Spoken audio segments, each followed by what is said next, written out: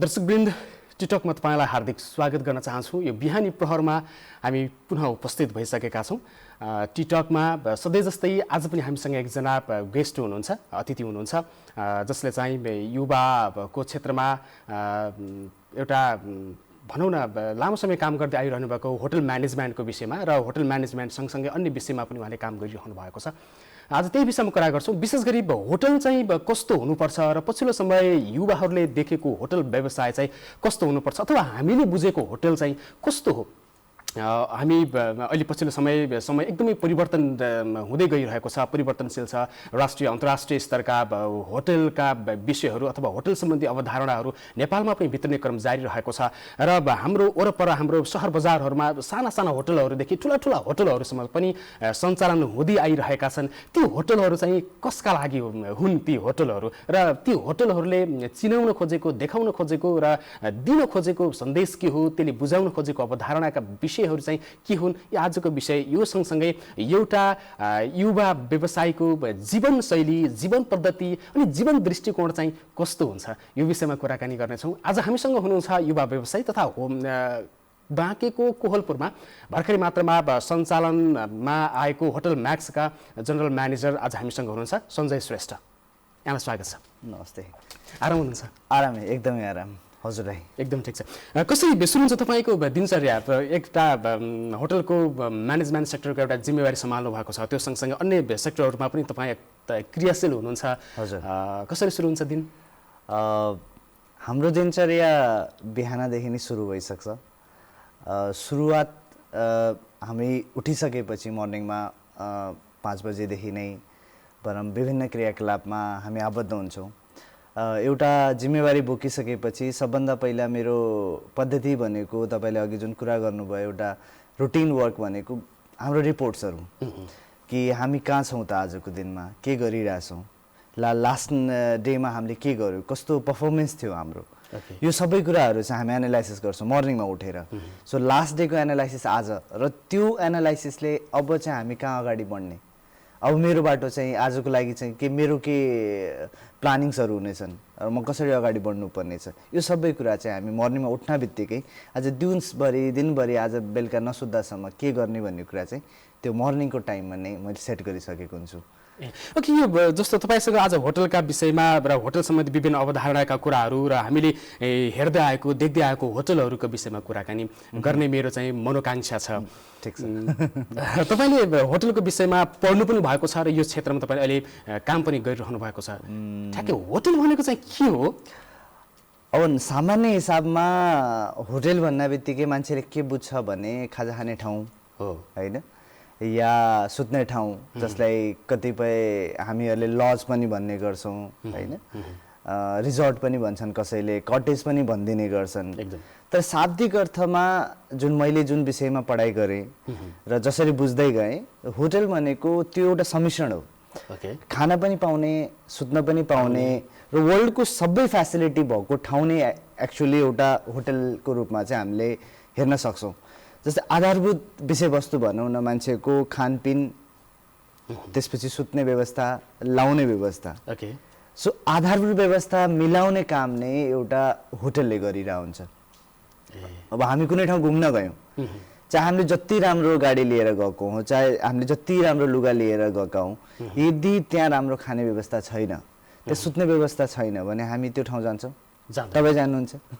So त्यो आधारभूत एउटा विषयवस्तुलाई बोकेको चाहिँ एउटा होटल सेक्टर हो, जसलाई चाहिँ हामीले सम्मिश्रण रूपमा एउटा फर्मली वेमा भन्दाखेरि हामीले हस्पिटालिटी इन्डस्ट्री पनि भन्छौँ, कतिपयले यसलाई सर्भिस इन्डस्ट्री पनि भन्छ। किनभने यो कम्प्लिटली हामीले के खुवाइरहेको छौँ, या कस्तो रुममा सुताइरहेको छौँ, या कस्तो खाले फेसिलिटी दिइरहेको छौँ, त्यति मात्रै हुँदैन, हामीले कस्तो व्यवहार पनि गरिरहेको छौँ त्यो गेस्टसँग होइन। हाम्रोमा कोही मान्छे आउँछ, ऊ आइसकेपछि जाँदाखेरि ऊ कति खुसी भएर जान्छ हाम्रो व्यवहारले।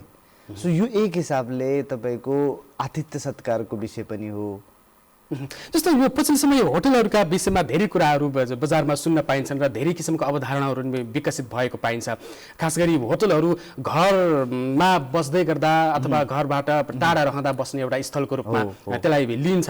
तर धेरैले चाहिँ घरकै जस्तै वातावरण हुनुपर्छ भनेर पनि एउटा अवधारणाको विकास भएको छ। अथवा एक अर्को थरी छ जो चाहिँ घर त घरमै हुन्छ नि होइन, जो चाहिँ घरभन्दा अलिकति एक्स्ट्रा वातावरण हुनुपर्छ होटलमा भन्ने छ। र पछिल्लो समय यो होटलकै अर्को प्रारूपको रूपमा होमस्टेका कुराहरू पनि बजारमा अहिले आइरहेका छन्।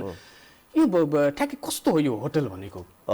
होटल भन्ने बित्तिकै मैले अघि हजुरलाई भने कि एउटा आधारभूत शैली नै हो। अब होमस्टेको कुरा गर्दाखेरि होटल त होटल नै हो, तर त्यसलाई डिफ्रेन्ट क्याटेगोरी गरिदिएको छ। जस्तै तपाईँको कमर्सियलाइज होटल भन्छौँ, बिजनेस होटल भन्छौँ, रिजोर्ट भन्छौँ, होमस्टे भन्छौँ। यो सबै एउटा डेफिनेसन छ, एउटा परिभाषा छ कि एउटा कमर्सियल होटल केलाई भन्ने, एउटा बिजनेस होटल केलाई भन्ने, रिजोर्ट केलाई भन्ने, होमस्टे केलाई भन्ने। यो सबैको मेन कुरा के भन्दाखेरि तपाईँलाई म अलिकति यो हामी सबैलाई थाहा हुनुपर्ने विषय पनि हो, दुखी भएर हामी होटल कहिले जान्नौँ होइन। आज म एकदम दुखी छु, म होटल जान्छु, मोमो खान्छु भन्दैनौँ होइन। या मेरो घरमा केही एकदमै आपद आइपरेको छ, म होटल गएर सुत्छु भनेर कसैले भन्दैन। मान्छे होटल सेक्टर रेस्टुरेन्ट्सहरू किन चुज गर्छ भन्दा वेन दे आर ह्याप्पी, जब उनीहरू खुसी हुन्छन्। सो होटल सेक्टर आफैमा एउटा रमाइलो कुरा हो। अब जुन होमस्टेको कुरा गर्नुभयो, म यसमा अलिकति जोड्न खोजेँ कि होमस्टे भनेको हिजो हाम्रो साथीहरूसँग कुरा पनि हुँदै थियो, घरमा पनि कुरा हुँदै थियो कि सर्टेन एउटा टाइम पिरियड पछि मान्छेको जिउने शैली चेन्ज हुन्छ होइन। यसलाई जेनेरेसन पनि भन्छौँ होइन, कसैले त्यसलाई ट्रेन्ड पनि भन्छ। यो चेन्ज हुँदै जान्छ। पहिला मान्छेहरू हामी त्यही माटोको घर छोडेर बिल्डिङ्समा आयौँ, तर सर्टेन टाइम पछि मान्छेलाई के फिल भयो भने होइन त्यो त हाम्रो पहिलाको कुराहरू हो, हाम्रो इतिहाससँग जोडिएका कुराहरू हुन्। र मान्छे बिल्डिङमा बस्दा बस्दा बस्दा बोर भइसक्यो।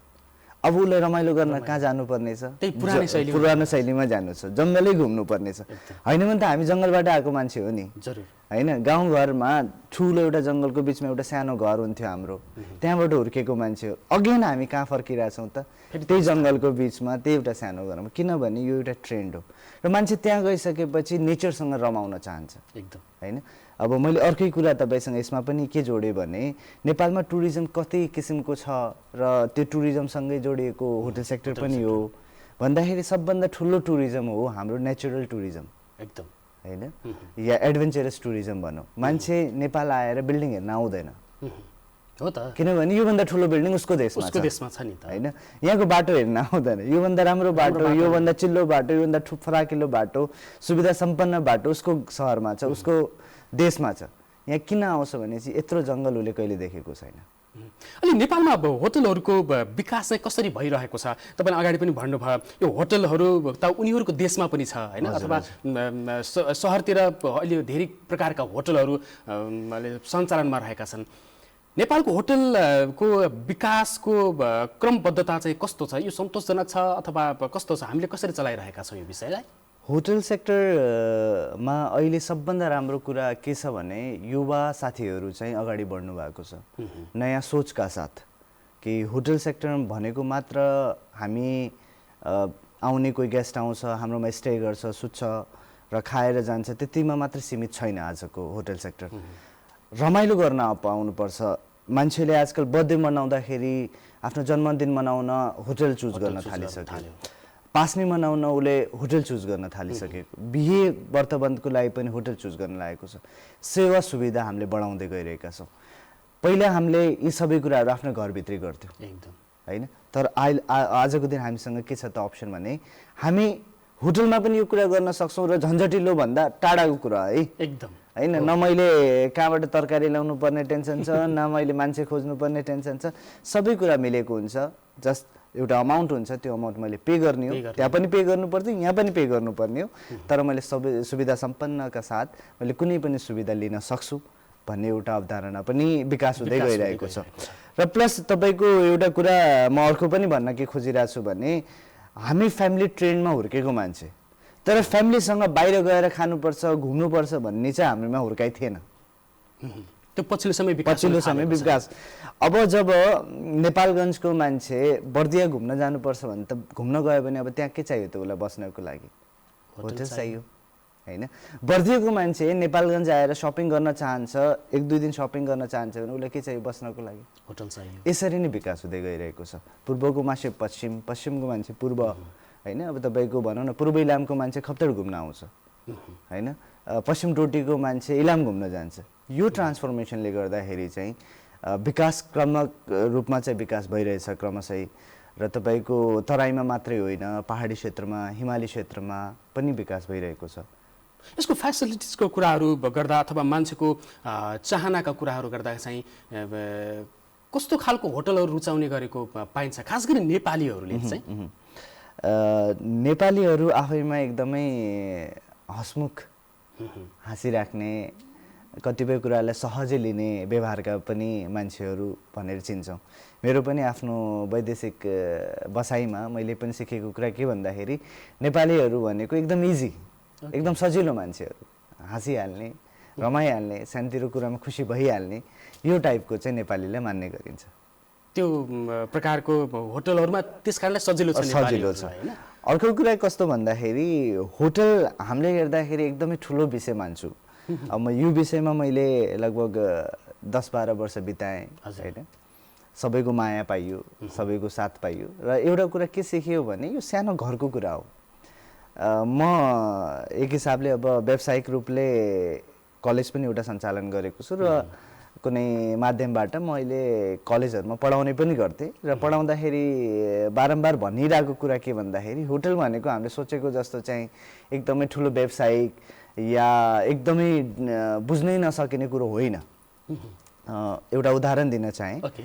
हामी घरमा आइसकेपछि पाहुनाहरूलाई सबभन्दा धेरै सुविधा दिन खोज्छौँ। आउन बित्तिकै चिया सोध्छौँ, पानी सोध्छौँ, चिसो तातो भन्छौँ नि हैन हामी। त्यसपछि गएर बरु उधारै ल्याएर आउँ या म्यानेजै गरौँ पनि आफ्नो पाहुनालाई हामी मिठोभन्दा मिठो खुवाउन कोसिस गर्छौँ हैन। सुताउने कुरामा पनि होस्, आफू अलिकति अर्को खालको हो, आफू अरूको घरमा गएर एडजस्ट गरे पनि हैन, हामी आफ्नो जति पनि पाहुना हुन्छ उहाँलाई राम्रो सुविधा सम्पन्न रुममा राखेर न्यानो होस्, कुनै कुराको कमी नहोस् भनेर हेर्ने गर्छौँ। यही व्यवहार त होटल हो। गेस्ट जान बित्तिकै पानी दिन्छ, चिया कफी सोधिन्छ हैन, मिठोभन्दा मिठो खाना पस्किन्छ। उनीहरूलाई कुनै पनि किसिमको अप्ठ्यारो नपरोस्, उनीहरू हाँस्दै हाँस्दै फर्किनु भनेर हरेक कोसिस गरिन्छ। यो होटल हो। सो एउटा होम म्यानेजमेन्टमै खास चाहिँ होटल म्यानेजमेन्ट। अब होम म्यानेजमेन्ट भनेको तपाईँको पर्सनल भयो, हाम्रो व्यक्तिसँग जोडिएका कुरा भए, तर होटल भनेको समग्र समाजसँग र आर्थिक पाटोसँग जोडेको भएर त्यसलाई चाहिँ हामीले अलिकति ठुलो रूपमा हेर्ने गर्छौँ। तर जे हामीले सानोदेखि गरिरहेछौँ त्यही कुरा नै होटलमा हुने हो, सहर बुझ्दाखेरि। त्यो अलिकति ठुला होटलहरू जो चाहिँ बाहिरबाट हेर्दा टलक्क टल्किएका होटलहरू, अग्ला बिल्डिङमा बनाएका होटलहरूमा सामान्य र कम आर्थिक अवस्था भएका मान्छेहरूको लागि पहुँचमा छैन भनिन्छ। त्यस्तो किन हुन्छ? पहुँचमा नभएको होइन, हरेक कुराको एउटा लिमिटेसन चाहिँ रहन्छ नै। अब यति ठुलो बिल्डिङ बनाएको हुन्छ, त्यसमा सर्टेन चार्जेसहरू हुन्छ, त्यत्रो बिल्डिङ्स बनाएको छ, त्यसको खर्चको कुराहरू पनि छ, त्यहाँ दिने सेवा सुविधाको कुरा पनि छ। तर एउटा कमन मान्छेले पनि सबै सुविधा लिन नसक्ला, तर कुनै पनि सेवा सुविधा लिन नसक्ने भन्ने चाहिँ हुँदैन हैन। अब तपाईँको वर्ल्डका बेस्ट होटल्सहरूका हामी कुरा गरौँ, जहाँ 7 लाख रुपियाँ 8 लाख रुपियाँदेखि लिएर करोडौँसम्म प्रत्येक रातको पनि पर्छ हो, र प्रत्येक करोड रुपियाँ तिर्ने क्षमता हामीमा छैन होला, तर हजारौँ तिर्ने क्षमता त हामीमा छ, सयौँ तिर्ने क्षमता त हामीमा छ। सो होटल सबै वर्गका लागि हो र त्यो रेन्जहरू छ, त्यसमा हामी चाहिँ झुकिनु हुँदैन। होटल सबैका लागि हो, सबैका लागि बनेको हो, त्यो अनुसार सबैको लागि बाटो खुल्लै नै हुन्छ। जस्तो तपाईँ विदेशका विभिन्न स्थानहरूमा पनि जानुभयो होटलको सम्बन्धमा, र नेपालका विभिन्न क्षेत्रहरूमा पनि तपाईँ यो होटलका विषयमा अध्ययन गरिरहँदाखेरि चाहिँ नेपालको होटल व्यवसाय चाहिँ उकालो लाग्ने अवस्थामा छ अथवा कस्तो छ अन्तर्राष्ट्रिय स्तरको आँखाबाट हेर्दाखेरि चाहिँ? पक्कै छ। अलिकति यो जुन कोरोना फेज म भन्न चाहन्छु, या कोभिडको जुन सिचुएसन थियो, त्यसले गर्दाखेरि हाम्रो ठुलो सपना हाम्रो टुरिज्म इयर जुन हामीले मनाउन खोजिरहेको थियौँ 2020 भनेर भिजिट इयर 2020 भनेर हामीले एकदमै धेरै प्रचार पनि गऱ्यौँ। त्यसमा हामी असफल भयौँ। यदि त्योमा हामी सफल भएको भए त्यो रिजल्ट अहिलेको यो क्वेसनै भन्दैन थियो, किनभने हामीले देख्थ्यौँ कि कति फ्लो विदेशीहरूको या अरू कन्ट्रीको मान्छेहरूको हाम्रो नेपालमा भइरहेछ। अर्को कुरा भनेको हामीले टुरिज्मको पार्टमा जहिले पनि कुरा गर्दाखेरि, हस्पिटालिटीको पार्टमा कुरा गर्दाखेरि डोमेस्टिक टुरिज्म जुन आन्तरिक पर्यटकलाई पनि छुटाउनु हुँदैन। आजको जति पनि विषयवस्तुमा हामीले जति कुरा गरे पनि हाम्रा आर्थिक पाटोमा सबभन्दा बढी सहयोग गर्ने भनेकै आन्तरिक पर्यटकले हो। मैले अघि पनि हजुरलाई भने इलामको मान्छे खप्तड आइदियो भने आर्थिक रूपमा आफै पनि सबल भयो। खप्तडको मान्छे इलाम गइदियो भने इलाम पनि सबल भयो। हामीले विदेशीको त मुख हेरिराख्नु परेन नि। पर्यटनको व्यवसाय जब हामी गर्छौँ हामीले यो दुईटै कुरालाई चाहिँ याद गर्नुपर्छ। ठिक छ, हामीले बाहिरको पनि पर्यटकलाई त्यति नै माया गर्ने हो, त्यति नै उनीहरूलाई ल्याउने कोसिस गर्ने हो, आफ्नो देश देखाउने कोसिस गर्ने हो, तर सँगसँगै हामीले आफ्नो आन्तरिक पर्यटनलाई पनि त्यति नै व्यावसायिक रूपले चाहिँ अगाडि बढाउनुपर्छ जस्तो चाहिँ मलाई लाग्छ। एउटा राम्रो होटल बन्नको लागि होटल आफैमा चाहिँ के कुरामा स्ट्रङ हुनुपर्छ यो विषय चाहिँ? सबभन्दा होटलमा अघि हाम्रो कुरा पनि भयो कि एउटा जुन व्यवहार छ एकदम सबभन्दा, तपाईँ यदि जानुभयो कुनै ठाउँमा होइन, हामी आफ्नै कुरा गरौँ, ठिक छ खाना अलिकति मन नपर्ला, हामीले भनेको जस्तो कोठा नपाइएला, तर त्यो त्यहाँ जो म्यानेज गरिरहेछन्, त्यहाँ जो मान्छेहरू छन् उनीहरूको व्यवहार एकदमै राम्रो छ भने हामी खुसी भइहाल्छौँ। मेरो हिसाबले होटल आफैमा एउटा बिल्डिङ मात्रै हो, एउटा संरचना मात्रै हो। त्यो संरचनामा हामीले ज्यान हाल्ने काम चाहिँ त्यहाँभित्र काम गरिरहेका व्यक्तिहरूले हुन्छ। तपाईँ र हामी कुरा गर्दा हामीले वर्ल्ड देखेका छौँ, सुनेका छौँ कि चाइनामा कति धेरै टेक्नोलोजी छ। जापानिज टेक्नोलोजीको हामी कुरै नगरौँ होइन, अमेरिकन कन्ट्रिजहरू, युरोपियन कन्ट्रिजहरू कति धेरै टेक्नोलोजी बोकेर हिँडिरहेका छन्। तर पनि होटलमा मान्छे नै काम गर्न राख्छन्, मसिन किन राख्दैनन्? किनभने मसिनले व्यवहार दिन सक्दैन, सुविधा दिन सक्छ, तर होटलमा मान्छेले चाहिँ सुविधा भन्दा व्यवहार दिन्छ होइन। अब एकजनाको हातको मोमो एउटा हुन्छ, अर्को हातको मान्छेको मोमो अर्को हुन्छ होइन। हामीलाई मोमो धेरै मनपर्छ, हामी त्यो स्वाद लिन जान्छौँ, त्यो मसिनले दिन सक्दैन त्यो माया। किनभने जब त्यसले त्यो बनाइरहेको हुन्छ त्यसले आफ्नो मनभित्रबाट त्यसमा वाइब्स पनि हालिरहेको हुन्छ, मेरो गेस्टलाई, मेरो कस्टमरलाई यो मन पर्नुपर्छ। व्यवहार मैले चाहिँ के हेर्छु भने होटल जस्तो होस्, सानो ठुलो, डाँडामा होस्, सहरमा होस्, 7 तले होस्, 10 तले होस्, 50 तले होस्, यदि त्यो भित्र जसले सञ्चालन गरिरहेका छन्, जसले त्यो सर्भिस गरिरहेका छन्, सेवा सुविधा दिइरहेका छन्, त्यदि व्यवहार ठिक छैन, व्यवहार माया लाग्दो छैन, व्यवहार गेस्टलाई रिजाउने खाले छैन भने बिल्डिङले मात्रै सुविधा दिन सक्दैन। जस्तो नेपालको टुरिज्मको पार्ट र होटल व्यवसाय बिचमा कता कता नमिलेको जस्तो महसुस तपाईँलाई हुन्छ कि हुँदैन? जस्तो नेपालको पर्यटन व्यवसाय फस्टाउनको लागि होटलहरूको भूमिकाको कुरा, त्यसै गरी होटलहरूको विकासका लागि पर्यटनको भूमिकालाई यो कता कता मिसअन्डरस्ट्यान्डिङको कुराहरू त्यस्तो लाग्छ कि लाग्दैन तपाईँहरूलाई? एक्ज्याक्टली हजुरले भने जस्तै त्यो तालमेल नभएको चाहिँ हो। बर्दिया हामी सबभन्दा नजिक, सबभन्दा ठुलो हामी नजिकको राष्ट्रिय निकुञ्ज बर्दियालाई हामी हेर्छौँ। बर्दियामा आजदेखि धेरै पहिलादेखि नै टुरिज्म फस्टाइरहेको छ, तर त्यो टुरिज्मलाई फस्टाउनको लागि त्यहाँ चाहिने सेवा सुविधाहरू के हुन् त? त्यसलाई यदि व्यवस्था गरिँदै गयो भने बिस्तारै टुरिज्म सेक्टरबाट हराउँदै जान्छ एकदम होइन। युनेस्कोले हामीलाई कतिपय ठाउँलाई चाहिँ वर्ल्ड हेरिटेजमा राखेको छ होइन। त्यो हेरिटेज भनेको कस्तो भन्दाखेरि उसको आफ्नो एउटा मौलिकता बोकेको ठाउँ हो। यदि त्यो मौलिकता बोकेको ठाउँले त्यो केयर पाएन, बिस्तारै आफ्नो मौलिकता हराउँदै गयो भने त्यो लिस्टबाट हामी हराउँछौँ एकदम।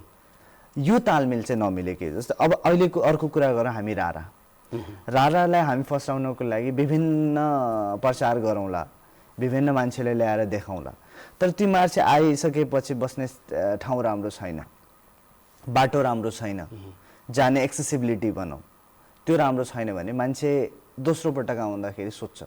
यो उसले रिकमेन्डेसन के गर्छ भने त्यहाँ चाहिँ नजानु, ठाउँ चाहिँ राम्रो छ है, त्यहाँ नजानु किनभने त्यहाँ बस्ने सुविधा राम्रो छ। हामी अस्ति मात्रै समाचार पढ्यौँ, रारामा मान्छेहरू यति धेरै छन् कि उनीहरूलाई बस्न सक्ने ठाउँ नै छैन, होटलहरूले कोठा नै उपलब्ध गराउन सकेको छैन होइन। मान्छेहरू चाहिँ गाउँमा गएर बस्नुपर्ने बाध्यता छ भनेर। हो।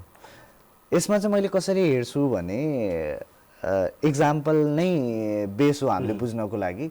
म ठ्याक्कै नाम चाहिँ तोक्दिनँ, तर कुनै देशको कुनै ठाउँमा यस्तो एउटा सिस्टम छ कि त्यहाँ होटल यदि जति नम्बर्समा रुम छन्, जति नम्बर्समा होटल छन्, यदि त्यो फुल भयो भने त्यो जुन एन्ट्री हुन्छ, जस्तै भनौँ न अब कोलपुर छिर्ने यदि कोलपुर एन्ट्री पोइन्ट हो भने त्यो एन्ट्री पोइन्टमा चाहिँ the area is completely full, sorry please come back again, yeah next time आउँदाखेरि चाहिँ बुकिङ गरेर आउनु होला लेखिदिन्छ। के हामी गर्न सक्दैनौँ? तर हामीसँग त्यो उनी छैन, हामीलाई थाहा नै छैन कि रारामा कतिवटा होटल छन्, कतिवटा रुम छन्, राराभित्र आज कतिजना गेस्ट छिरे। अनि त्यो भयो भने के हुन्छ भने त्यो त आवश्यकताभन्दा ओभरफ्लो भयो नि। हप्ताको 3 दिन त ओभरफ्लो भयो, अर्को 4 दिन खाली छ फेरि। तर त्यो 3 दिनलाई म्यानेज गरेर अर्को 4 दिनलाई पनि मिलाउन सकेको भए त 7 दिन बिजी हुन्थ्यो नि। हजुरले भने जस्तै तालमेल चाहिँ नमिलेको छ पक्कै। जस्तै तपाईँ अब होटल व्यवसायमा राम्रो काम गरिरहनु भएको छ र अहिले पनि तपाईँ होटल म्याक्सको जनरल म्यानेजरको रूपमा काम गरिरहनु भएको छ। यो विषयमा तपाईँ अध्ययनै गरेर यहाँ चाहिँ यो यति 10-12 वर्षको बिचमा तपाईँले धेरै अध्ययन गरिसक्नु भएको छ, धेरै कुराहरू थाहा छ। होटल म्याक्सको कुरा गरौँ एकछिन। हजुर, स्योर। यो कस्तो प्रकारको होटल हो यो? यसलाई चाहिँ हामीले बिजनेस होटल भन्न रुचाउँछौँ किनभने यो एउटा कमर्सियल एरियामा इस्टाब्लिस छ, विभिन्न व्यवसायको नजिक पनि छ। हाम्रो टार्गेट कस्टमर्स गेस्ट भनेको पनि कमर्सियलाइज्ड, विभिन्न कामले सहरमा आउने र सहरमा आइसकेपछि एउटा सुविधा सम्पन्न होटल जसमा चाहिँ तपाईँको वाइफाईका फेसिलिटिज, राम्रो रुम्स, कन्भिनियन्ट, यो सबै कुरा, गाडी बाटो एयरपोर्ट सबैको छेउछाउै भएको हुनाले यसलाई चाहिँ हामीले बिजनेस होटलको रूपमा चाहिँ फोर्स गरेका छौँ। र अर्को कुरा सँगसँगै जो लोकल गेस्टहरू लाई पनि टार्गेट गर्नको लागि विभिन्न खाले रेस्टुरेन्ट्सहरू, जस्तो हाम्रो 6औँ तलामा एउटा रेस्टुरेन्ट छ, 7औँ तलामा हामीसँग स्विमिङ पुल छ, जसले गर्दाखेरि मान्छेहरूले एउटा सुविधा चाहिँ र त्यसमा रिजिड छैन कि तपाईँ आउन सक्नुहुन्छ, तपाईँ आउन सक्नुहुन्न। हामीले रेट पनि त्यही अनुसार राखेका छौँ, एकदम सस्तो छ। कोही पनि गेस्टहरू आएर इजिली कन्ज्युम गरेर जान सक्छ। एक प्लेट मोमो खान्छु, ठिक छ आउनुहोस्, वेलकम। चिया खान्छु, वेलकम। तपाईँले चिया मात्र किन खायो भन्दिनँ। अघि पनि भने होटल सबैको लागि हो, हामी सबैको लागि। त्यो भएर लोकल गेस्टले पनि त्यो सुविधा लिन पाउनुपर्छ, होटल कस्तो हुन्छ हेर्न पाउनुपर्छ, फिल गर्न पाउनुपर्छ। त्यो एउटा उद्देश्यका साथ होटल म्याक्स सञ्चालनमा छ। र होटल म्याक्समा चाहिँ अर्को कुरा भन्दाखेरि हामी टिम वर्कमा बिलिभ गर्छौँ। म एकजना व्यक्तिले गरेर सञ्चालन हुँदैन, सम्भव पनि छैन, या अर्को एकजना व्यक्तिले गर्दा सम्भव छैन, यो टिमले गर्ने हो।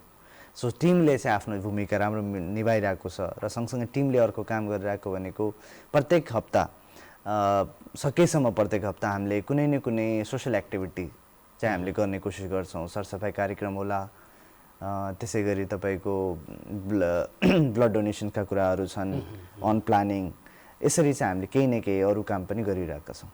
अब अन्य होटलहरूसँगको तुलना चाहिँ खासमा किन गर्नु होइन, तर पनि सोद्धाखेरि सामान्यतया अन्य होटलहरूभन्दा चाहिँ होटल म्याक्स चाहिँ के कारणले चाहिँ फरक छ भन्ने पनि हुन्छ होला। होटल म्याक्स अरूभन्दा के मानेमा फरक छ भन्दाखेरि टिमको मानेमा मात्रै फरक छ, किनभने सेवा सुविधा सबैको यो होइन। कसैले अलिकति बढी देला, 2%, 5%, 10%, कसैले 2-5% कम देला, त्यति मात्रै फरक हो फेसिलिटिजको कुरामा। अदरवाइज जुन जनरल फेसिलिटिज पाइन्छ त्यो सबै सेम नै छ।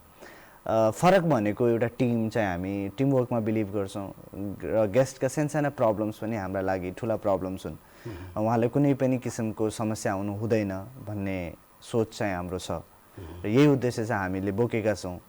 र हामी बिलिभ के गर्छौँ भने लोकल गेस्ट, लोकल कस्टमर्स नै हाम्रो बेनिफिटेड हो र उहाँहरू चाहिँ आइराख्नुपर्छ भन्ने कुरामा हामी बढी फोकस गर्छौँ। त्यही भएर हामी अरूभन्दा अलिकति यो कुरामा चाहिँ फरक छ। जस्तो अब तपाईँसँग यो होटलका विषयमा कुराकानी भयो, त्यसपछि पर्यटनका विषयमा पनि कुराकानी भयो, अथवा होटल कस्तो हुनुपर्छ भन्ने कुरामा पनि कुराकानी भयो।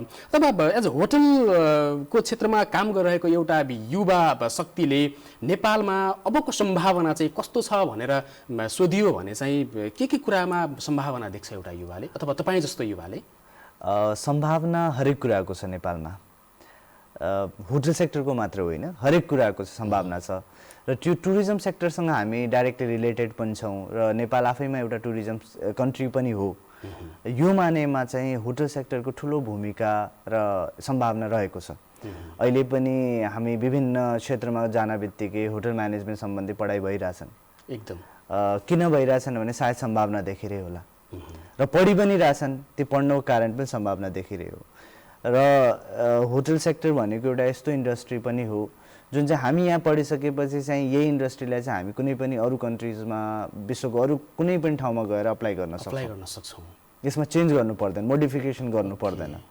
सो त्यही हिसाबले पनि यो व्यवसायको ठुलो भूमिका छ। र अर्को कुरा चेन बिजनेस भन्छौँ होइन, कुनै पनि कम्पनी तपाईँले यहाँ खोल्नुभयो, तपाईँले यहाँ सक्सेस गर्नुभयो भने तपाईँले यही नामको अर्को ठाउँ खोल्नुहुन्छ, यसलाई ब्रान्ड बनाउन सक्नुहुन्छ र तपाईँको यो ब्रान्ड बिजनेस पनि धेरै ठुलो बिजनेस भइदिन्छ। नेपालमा चाहिँ अझ कतिको सम्भावना छ अथवा नेपालमा अझै कति होटलहरूले यहाँको मार्केट चाहिँ धान्न सक्छ जस्तो लाग्छ यहाँलाई? एनालाइसिस वाइज चाहिँ म ठ्याक्कै भन्न सक्दिनँ, अनुमानित रूपमा यदि हामीले आफूसँग रहेका सम्भावनाहरूलाई पहिचान गर्ने हो भने हामीसँग भएको युवा जनशक्ति जति पनि छ त्यतिलाई हामीले इम्प्लोइमेन्ट गर्ने गरी चाहिँ हामीसँग सम्भावना छ। लुकेको ठाउँहरू जस्तै तपाईँ अप्पर डोल्पाको ट्रेकको कुरा गर्नुहोस् होइन, रारा पनि मैले अघि पनि कुरा गरिसकेँ। हामी सबभन्दा नजिक भनेको बाँके राष्ट्रिय निकुञ्ज होइन, बर्दिया भन्दा पनि नजिक हामीसँग भएको बाँके राष्ट्रिय निकुञ्ज। यदि यी सम्भावनालाई हामीले ठुलो रूपमा गर्न सक्यो र आफ्ना छिमेकी देशहरूबाट गेस्टहरूलाई त्यति नै मानेमा भित्राउन सक्यो भने त सेवा सुविधा दिनको लागि हामीसँग जनशक्तिको त खाँचो छ। एकदम एकदम जो जनशक्ति लाग्ने कहाँ हो भन्दाखेरि मान्छेले इन्भेस्टमेन्ट गर्न खोजिरहेछ, लगानी गर्न खोजिरहेछ, त्यो लगानीलाई रिटर्न आउने वातावरण बन्यो भने सम्भावना थाहा छ। त्यो वातावरण चाहिँ कसले बनाउनु पर्छ? त्यो सरकारले बनाउनु पर्छ अथवा युवा आफैले बनाउने हो अथवा कसले बनाउने? सबैको भूमिका त्यति नै रहन्छ। सरकारले बाटो देखाइदिने हो, त्यो बाटोमा चल्ने हामी पनि हो। सरकारले बाटो देखाउनै पर्छ, एउटा संरक्षण गर्नै पर्छ, त्यो ठाउँमा बजेट दिनै पर्छ, त्यसलाई राष्ट्रिय रूपमा एउटा प्रचारमा लानै पर्छ, विदेशी रूपमा पनि प्रचारमा लानै पर्छ। त्यो भने एउटा सम्भावनामा क्रेडिट त हुन्छ, तर यसलाई सम्भावना मात्रै भएन, त्यसलाई लगानी गर्ने वातावरण पनि बनाइदिनु पर्यो होइन। वातावरण बनिसकेपछि युवाहरू या अरू कुनै पनि लगानीकर्ताहरू त आउँछन् अगाडि। त्यो सजिलो छ त्यहाँ काम गर्न अथवा एउटा होटल सञ्चालन गर्न? सामान्यतः एउटा होटल सञ्चालन गर्नको लागि निकै गाह्रो हुन्छ भनेर युवाहरू भन्छन्, त्यस्तो गाह्रो छ अथवा सहज छ, के छ?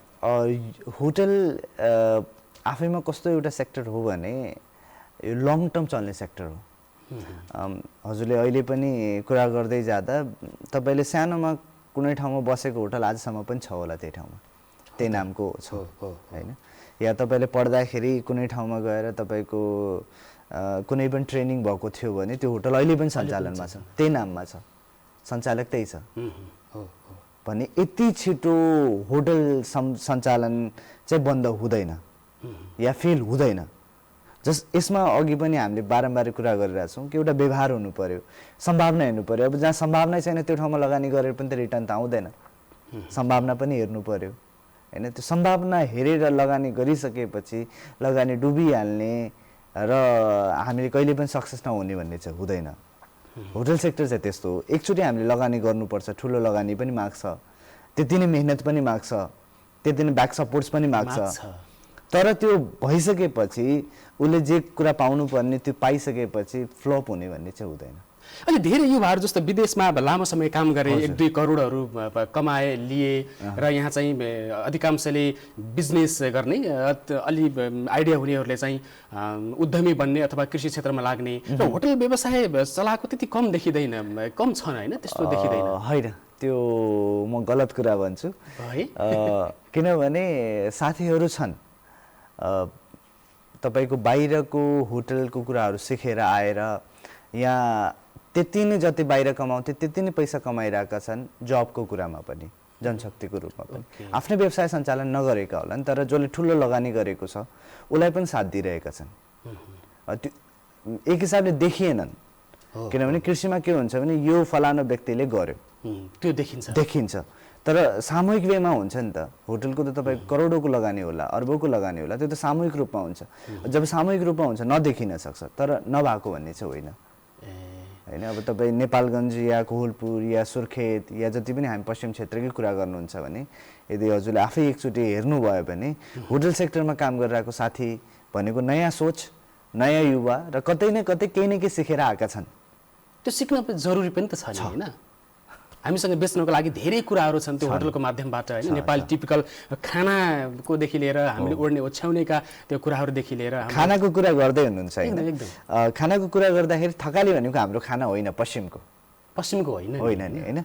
यो मुस्ताङतिर थकाली समुदायको खाना हो, तर त्यो थकाली फुड भनेर अहिले जताततै फेमस छ। विश्वका विभिन्न देशहरूमा पनि यसको र तपाईँको पूर्वको कुना जानुहोस्, पश्चिमको कुरा जानुहोस्, त्यहाँ लेखेको हुन्छ थकाली खाना यहाँ पाइन्छ भनेको यो कमर्सियलाइज भएको खाना। त्यस्ता खानाहरूको प्रचार आउन आवश्यक छ नि त। एउटा थकाली खाना एउटा साह्रो कुराहरू मात्रै भयो, त्यस्ता खाना त हाम्रो नेपालमा कति छन् नि होइन। धेरै छन्। हामी विविध समुदायसँग पनि रिलेटेड छौँ र विविध समुदायका विभिन्न खानपिन, वेशभूषा, बोलचाली पनि छन् र त्यही अनुसार पक्कै खाना पनि रहेको छ। र यो रिसर्च नभएको पनि होइन, थाहा नभएको पनि होइन, त्यो आफ्नो ठाउँमा चाहिँ बढी फेमस छ। यदि हामी नेपालगञ्जमै आउँछौँ भने हामी नेपालगञ्जमा सबभन्दा बढी फेमस के छ त भन्यो भने सायद हामीले बिरयानी भन्छौँ एकदम होइन, या राबडी भन्छौँ होला होइन, या हलुवा पराठा भन्छौँ होला। अनि अब हामी अरू समुदायतिर गयौँ भने कतै घुङ्गी छ होइन, कतै केही छ होइन। पुरै समष्टमा नेपाली समुदायको कुरा गऱ्यौँ भने हामीले सेलरोटी भनिदिन्छौँ होइन, गुन्द्रुक भन्छौँ। सो यो हिसाबले फेमस नभएको होइन र यसको त्यति नै मूल्य मान्यता त छ। ठिक छ, यो होटल व्यवसाय र योसँग जोडिएका विभिन्न पाटो र पक्षको विषयमा अब कुराकानी गर्दै गरौँला। तपाईँको अर्को पक्ष पनि छ, तपाईँले एउटा कलेज पनि सञ्चालन गरिरहनु भएको छ। त्यो कलेजको बारेमा थोरै सुनाउँ न। कलेजको नामबाटै सुरु गरौँ। कलेजको नाम चाहिँ ट्विस्ट भनेर हामीले राखेका छौँ, ट्विस्ट स्कुल अफ बरिस्ता र बारटेन्डिङ। ट्विस्ट स्कुल अफ बरिस्ता र बारटेन्डिङले चाहिँ युवा साथीहरूलाई रोजगारी पाउनको लागि एउटा माध्यमको रूप चाहिँ गर्छ। हामीले देखिरहेका छौँ कतिपय साथीहरू विदेश जानुहुन्छ जबको लागि, पढाइको लागि, र त्यता पनि गएर खाली बस्नु नपरोस्, केही न केही गर्नु परोस्, सिप चाहिन्छ। यदि मान्छेले पैसा कमाउनु छ भने या कुनै न कुनै माध्यममा ढल्नु छ भने उसलाई सिपको आवश्यकता पर्छ र हामीले त्यो बारटेन्डिङको एउटा सिप चाहिँ दिन्छौँ या बरिस्ताको एउटा सिप दिन्छौँ। बरिस्ता भन्ने बित्तिकै ठ्याक्कै यो शब्द नबुझिएला होइन। अब कफी सम्बन्धी ज्ञान भनौँ न, जुन तपाईँको रोस्टेड कफी छ, अहिले तपाईँको नेपालबाट बाहिर राम्रो फाइन कफीको बिन्सहरू चाहिँ सप्लाई हुन्छ। ओके, हाम्रो नजिकै पनि हामीले क्याफे भनेर धेरै सुन्छौँ होला, जुन चाहिँ मसिनबाट कफी बनाएर त्यो माथि आर्ट गरेर होइन हामीलाई दिइन्छ, जुन स्वादमा पनि मिठो हुन्छ र हेल्थको हिसाबले पनि राम्रो छ होइन। बिहान उठ्न बित्तिकै त्यस्तो क्याफेमा जानेहरूको भिड लामो हुन्छ। यो सबै सिप हामीले चाहिँ नेपालगञ्जमा रहेर पश्चिम क्षेत्रलाई दिने कोसिस गरेका छौँ र यो पश्चिम नेपालमै विगत 1.5 वर्षदेखि हामी छौँ र केही साथीहरू चाहिँ हाम्रो विद्यार्थी भाइहरू चाहिँ भाइ बहिनीहरू चाहिँ आफ्नो व्यवसाय पनि गरेर बसेका छन्। कतिले त्यहाँबाट ज्ञान लिएर, कतिपय चाहिँ विदेश पनि गए, कतिपय नेपालको विभिन्न व्यवसायमा चाहिँ आबद्ध पनि छन्। यसको प्लानिङ चाहिँ कसरी भयो स्टार्टिङको विषय सुनौँ न, किनभने यो नयाँ अवधारणा पनि हो, नयाँ योजना पनि हो नेपालकै लागि भनौँ न होइन। यो यसको स्टार्टिङको विषयमा सुनौँ। हामी नेपालगञ्जमा हामी केही युवा साथीहरू केही गरौँ भन्ने सोच थियो। के गर्ने भन्दाखेरि यस्तै प्लानिङहरू हुँदै जाँदाखेरि चाहिँ ल ठिक छ यहाँ हुँदै नभएको कुरा चाहिँ गरौँ। त्यो भनेको बरिस्ता सम्बन्धी ट्रेनिङ दिने, एउटा तपाईँको 15,000को 20,000को ट्रेनिङको लागि मान्छेले 20-25 हजार कुनै सहरमा गएर खर्च गर्नुपर्ने बाध्यता थियो। त्यो बाध्यतालाई हामीले तोड्दै त्यही सेवा सुविधा, त्यही ज्ञान हामीले यहाँ दियौँ, जसले गर्दाखेरि अब मान्छेले आफ्नै घरभित्र बसेर पनि त्यो सिक्न पायो र आफ्नो लोकल ठाउँमै, आफ्नो घर छिमेकमै एउटा व्यवसाय पनि सञ्चालन गर्ने माध्यम बन्यो। यसरी चाहिँ हाम्रो अवधारणा भयो र हामीले त्यसरी चाहिँ सञ्चालन गऱ्यौँ। अलि कस्तो चलिरहेको छ युवाहरूको आकर्षण चाहिँ कस्तो छ त्यसमा? युवाहरूको आकर्षण धेरै राम्रो छ। सँगसँगै म चाहिँ आफ्नै व्यक्तिगत रूपमा पनि के चाहन्छु भने अभिभावकले पनि यो कुरा बुझ्न आवश्यक छ। किनभने हामी के चाहन्छौँ भने हामी अभिभावकहरू कि हाम्रो छोराछोरीहरू कुनै न कुनै राम्रो ठाउँमा अगाडि बढुन्, तर त्यसको लागि उसँग सिप हुनुपर्छ भन्ने कुरा हामी बिर्सिन जान्छौँ। हामी किताबी ज्ञानलाई मात्र मैले सिप भन्न रुचाउँदिनँ। सिप जुन पनि हुनसक्छ, खेलकुद भयो, सिङ्गिङ होला, डान्सिङ होला, या टेक्निकल कुराहरू होला होइन, यो पनि टेक्निकल कुरा हो होइन। कफी मसिनबाट निकालेर तपाईँको त्यसमा आर्ट बनाउनु भनेको सजिलो कुरो होइन होइन। यो 1 महिनासम्म 3-3 घन्टा डेली ट्रेनिङ लिइसकेपछि सिक्दै जाने कुरा हो र वर्षौँ लाग्छ यसलाई अझ फाइन गर्दै जान, आफूलाई राम्रो बनाउँदै जान। यो एउटा सिप हो। यस्तो सिप सिक्नुपर्छ। यो बच्चाले जहिले पनि कुनै न कुनै ठाउँमा गएर यो सिप उसलाई काम लाग्न सक्छ भन्ने सोच्न आवश्यक छ। यो मात्र कुनैको रहरको विषय होइन, यसले व्यक्तिगत रूपमा केही न केही नयाँ कुरा सिकाउँछ। जस्तो तपाईँ त होटलहरू चलाइरहनु भएको छ, होटलहरूमा म्यानेजरकै रूपमा तपाईँले काम गर्नुहुन्छ। यस्तो सिप भएका मान्छेहरूको अथवा युवाहरूको उपलब्धता कस्तो छ नेपालमा अथवा हाम्रो एरियामा? मैले अघि हजुरलाई यही कुरा भन्न खोजेको कारण के भन्दाखेरि हामीसँग भनौँ न बेरोजगारी छ, हामी त मान्छौँ, तर बेरोजगारी किन छ भन्ने कुरा चाहिँ मान्दैनौँ। बेरोजगारी छ यो फ्याक्ट हो होइन, तर बेरोजगारी नहुनको लागि हामीसँग कुनै न कुनै सिप त हुनु पर्यो नि। केही न केही कुरा जानेको हुनु पर्यो। आवश्यकता के को छ? हामी कुनै ठाउँमा म म्यानेजर हुन गएँ, तर म्यानेजर हुने लायक ममा क्षमता छ कि छैन त? या कोही बच्चा गएर, कोही युवा गएर म बरिस्ता बन्छु, म कफी सम्बन्धी बनाउन सक्छु, तर त्यो कफी बनाउन सम्बन्धी उसँग ज्ञान छ कि छैन त? हैन। म होटलमा आएर यो सेक्टरमा काम गर्न चाहन्छु, तर उसँग त्यो खाली सिप छ कि छैन त?